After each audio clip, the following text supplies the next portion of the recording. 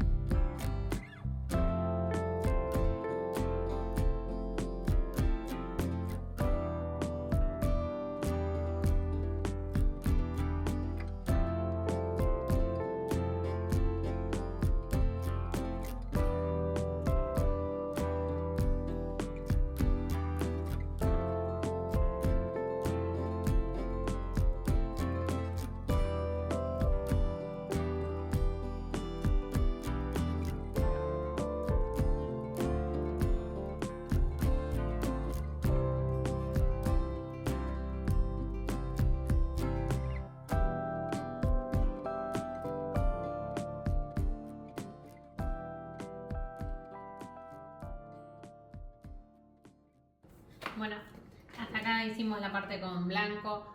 Ahora vamos a ver el blanco cálido.